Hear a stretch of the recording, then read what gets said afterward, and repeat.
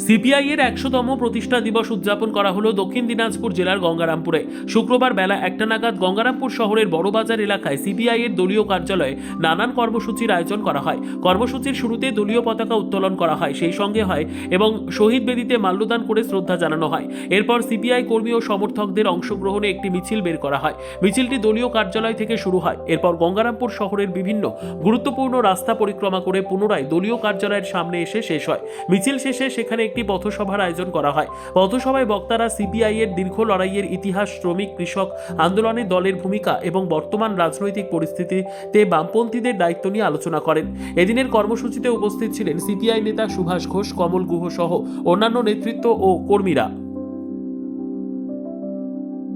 ভারতের communist party অর্থাৎ CPI তার দীর্ঘ যে 100 বছর আজকে সম্পূর্ণ করলো, আগামী দিন থেকে 101 বছরে পা দিবে। অর্থাৎ অনেক লড়াই সংগ্রামের পর কমিউনিস্ট চিন্তাভাবনা দীর্ঘদিন থেকে ছিল, সেটা একত্রিত হয়ে 1925 সালে কানপুর শহরে সেখানে কয়েকজন বর্ষিয়ান কমরেড একত্রিত হয়ে এই ভারতের কমিউনিস্ট পার্টিতে 26শে ডিসেম্বর সেখানে গোড়াপত্তন হয়। সেখানে প্রথম যারা ছিলেন প্রতিষ্ঠানের সদস্য, অন্যতম নাম হচ্ছে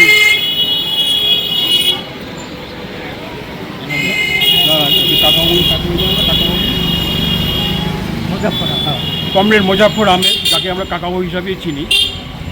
তারপরে কমরেড নিম্মকার, কমরেড SB ঘাটে, কমরেড KN জগলকার এবং EMS আবুলকাকে তিনি সমর্থন করেছিলেন, কিন্তু তিনি সেই সময় জেলে ছিলেন, জেলবন্দি ছিলেন।